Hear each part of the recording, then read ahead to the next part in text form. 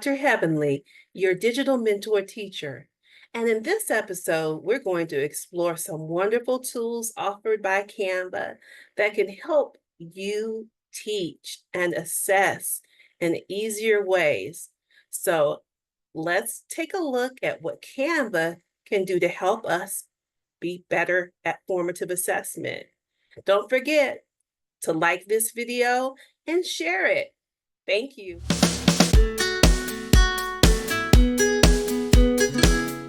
Okay, let's start by going to our Canva home page and clicking on Create Design. We're going to go to the presentation area and we're going to look for templates to create a quiz. I want to show you this option first because you can use these quizzes in presentations to get started if you've never done this before and you want to see what is out there for your grade level or your subject area. That way, you won't have to start totally with a blank space from scratch. So our quiz presentation options are populating and you'll see a variety of quizzes. When you go to this menu, you'll see a lot of options that have the crown symbol and the word pro. That means that you'll have to use a premium plan to use it. If you don't have a premium plan, there's still a lot of options for you to choose from. This trivia quiz template does not have a crown by it, so we can go on and apply it to all slides and use this quiz. So there you have all these pictures already involved, and you can switch out the pictures, you can switch out the items, and use this for a quiz for your class. However, I would choose to start on my own and use a blank quiz because I can tie my questions directly to my standards and I can get just in time information for instruction and turn this into an exit ticket or a formative assessment for my students. So I'm just going to use a blank template, blank slide, and I'm going to go to Elements and type in quizzes at the top. That way, I'll get to see all the polls and quizzes that are available in Canva. There are all kinds of options, and I'm going to pick quiz instead of poll because a quiz is going to tell me what the students know, where a poll would be maybe more discerning what their wants and needs and getting social emotional information. So I'm going to stick with a quiz because I'm going to be measuring what they know about a standard or a learning target. And when I add that quiz, I can click on the background and change it to match my brand or match my classroom theme. I can also click on this quiz and go to the color area at the top menu bar, and I can see that I might want to change this color. So I double click on the color and the color elements will populate and I can change colors. I might want to change to a linear gradient color for this. I might want to change to this color. It gives me all kinds of possibilities, but I'll just keep it here for now. If I double click at any time on this quiz, the quiz menu will populate. This is how I edit. I can also go to that main menu at the top bar and click edit to change, and that same menu will populate. Under that quiz menu, you'll see the word header. If I don't want to have a header, I can turn it off. But that's where I'm going to always put my question stem so the students can see it. So I'm going to leave that on. I can increase the size by dragging from the corner.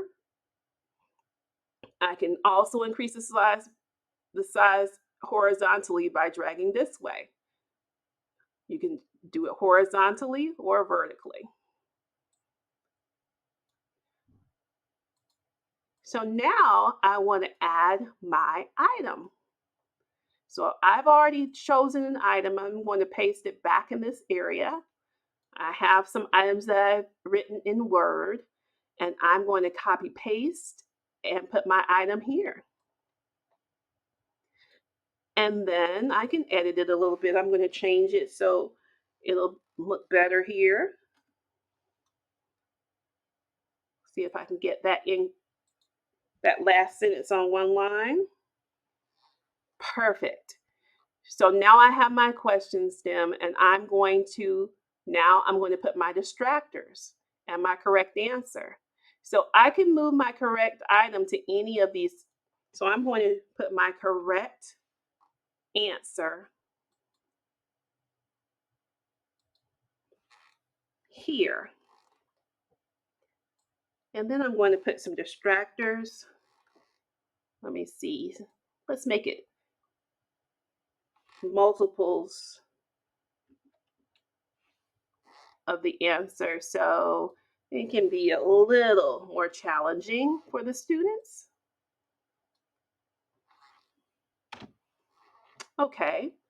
And my correct answer is not 12. So I'm going to go to this ellipsis, the 3 dots, and I'm going to select mark as correct here.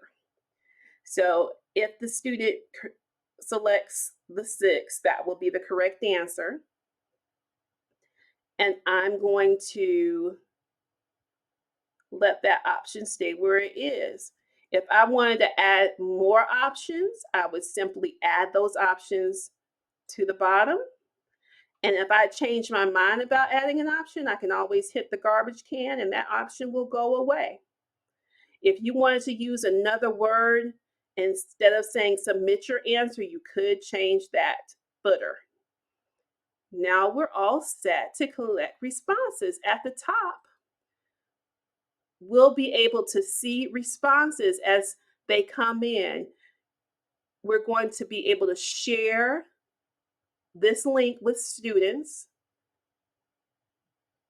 and view their answers. And when everyone is done editing, we will be able to see all their responses. And any teacher that we share the edit link will be able to see the responses for their students.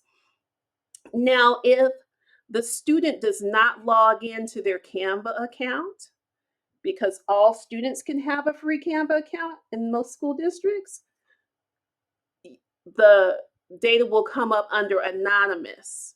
So this is way more user-friendly and valuable if all the students log into Canva so you can see who understands and who doesn't.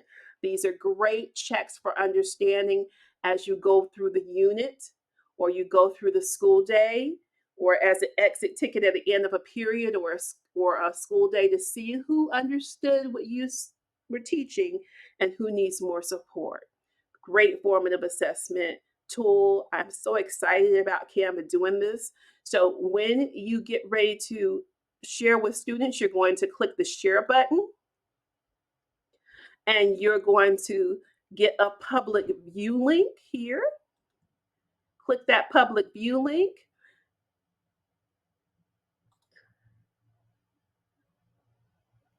And you can copy it here and you'll share it with your students. You can share it with them via email. You could have it in their Zoom area. Wherever you share your hyperlinks with your students, that's where you can share this Canva link. And then you'll see their data populate as they answer that question. We see in this case that the student got the answer incorrect. That gives you good information. It tells the student where they made a mistake and it helps them self assess. And at the same time, it sends data to the teacher to help that student with just in time instruction. So, this is a win win when we can see what the student's gap is and help them fill that gap. So, this is the beauty of this Canva tool. I'm so glad I got a chance to share this with you. I hope you enjoyed this episode, and I also hope you'll use Canva. If you click the link below in my show notes, it will give you a link to Canva so you can set up a free account if you haven't done that already. Also, there's a link to get on my mail list so I can tell you about future offerings on YouTube in my online digital class, or if you really want me to see me, I'll come out to your school and lead professional learning there. Thank you for supporting our channel, and I'll see you next time.